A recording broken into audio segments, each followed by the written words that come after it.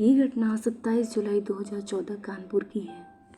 कानपुर के अरबपति बिजनेसमैन ओम प्रकाश दशानी, जिनका बिस्किट का बिजनेस था।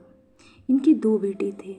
छोटा बेटा पीयूष दसानी, जिसकी उम्र 30 साल थी, जिनकी शादी ज्योति से 2 साल पहले 2012 में जबलपुर के रईस खानदान में हुई थी। 27 जुलाई 2014 लगभग 11 बजे पीयूष और उनकी वाइफ कार से बाहर जाती हैं।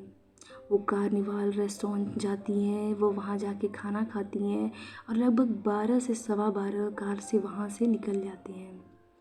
तभी रास्ते में दो मोटरसाइकिल पर सवार 4 लोग कार को घेर लेते हैं। 2 लोग पीयूष को कार से बाहर निकाल कर पीटने लगते हैं और 2 लोग, जिसमें ज्योति बैठी थी, उस कार को लेकर फरार हो जाते हैं। बचे 2 लोग अपनी अपनी बाइक लेकर वो भी वहाँ से भाग जाते हैं। इस घटना के तुरंत बाद पीयूष अपने पिता को कॉल करके सारी बातें बताता है। इसके बाद पीयूष किसी बाइक वाले से लिफ्ट लेकर पुलिस स्टेशन जाकर कंप्लेंट लिखवाता है। ज्योति के मायके और ससुराल दोनों जगहों पर हड़कंप मच जाता है। तभी लगभग 1 से 1.5 घंटे के बाद कंट्रोल रूम से पता चलता है कि जो कार को वो लेकर भागे थे वह एक जगह पर सड़क के किनारे खड़ी हुई है। पुलिस के वहां पहुंचकर देखने पे पता चलता है कि कार में ज्योति की खून से लथपथ लाश पड़ी हुई है। लाश को तुरंत पोस्टमार्टम के लिए भेज दिया जाता है, जिसके बाद अस्पताल में पीयूष और उसके घर वाले पहुंच जाते हैं। तभी एक पुलिस वाला ये ऑब्जर्व करता है कि जो टी शर्ट पीयूष कंप्लेंट लिखवाने गया था वो टी शर्ट नहीं पहने हुए है। उन्होंने सोचा कि ऐसे टाइम पर जो इंसान इतना दुखी है वो कब से टी शर्ट बदला और क्यों। यहाँ से पीयूष पुलिस वालों के लिए एक सस्पेक्ट बन गया था। पोस्टमार्टम में पता चला कि तेज धारदार हथियार से 17 बार ज्योति पर हमला किया गया था। इसके बाद पुलिस पीयूष के बयान को रीचेक करती है। जैसे कि पीयूष ने बताया था कि वे कार्निवाल रेस्टोरेंट गए थे, पुलिस वहां जाकर लोगों से पूछकर कंफर्म करती है और वहां का सीसीटीवी भी चेक करती है और पाते हैं कि पीयूष और ज्योति एक बार भी बात नहीं किए हुए होते हैं। यहाँ तक कि वे एक दूसरे की तरफ देखते भी नहीं।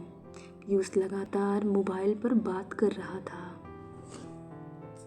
जैसे कि पीयूष ने बताया था कि उसे 2 लोगों ने पीटा था। पीयूष के जिस्म पर कोई चोट के निशान या दाग नहीं थे। इसके बाद पुलिस का शक और भी गहरा हो गया।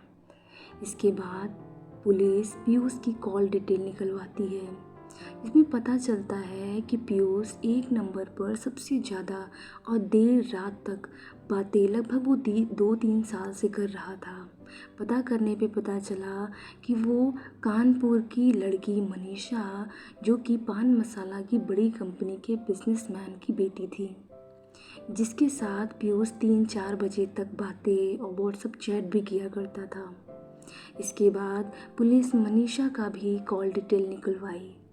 इंक्वायरी के दौरान ज्योति की एक डायरी मिलती है, जिसमें ज्योति ने लिखा था कि शादी की इतने सालों बाद भी पीयूष ने कभी उसे बीवी का दर्जा नहीं दिया। उसने अपने इन-लॉ से कई बार ये कंप्लेन करी कि पीयूष की लाइफ में कोई और लड़की है और साथ ही साथ उसने ये भी बताया था अपने इन-लॉ को कि अक्सर रात में ये चले जाते हैं और सुबह 5 से 6 बजे तक ये वापस आते हैं। पीयूष एक जाने माने शख्स का बेटा था, तो पुलिस उसे डायरेक्ट पूछताछ के लिए पुलिस स्टेशन नहीं बुला सकती थी। 4 दिन बाद पीयूष को यह कहकर पुलिस स्टेशन बुलाया गया कि आप ही इस केस के गवाह हैं, तो वह पूछताछ करना है आपसे। उसी दिन मनीषा को भी बुलाया जाता है। दोनों से अलग अलग पूछताछ की जाती है। पीयूष अपने बयान पर कायम था। फिर दोनों को एक साथ बैठाया सारे सबूतों के साथ।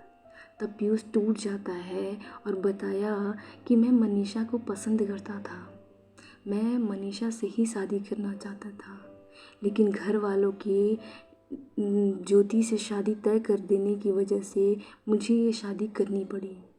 मैं इस शादी से खुश नहीं था। मैं इस शादी से तंग आ गया था और फिर एक दिन मैंने अपने ड्राइवर और नौकर को सुपारी किलर को ढूंढने को कहा। प्लान के अनुसार ज्योति को कहा चलो बाहर चलते हैं।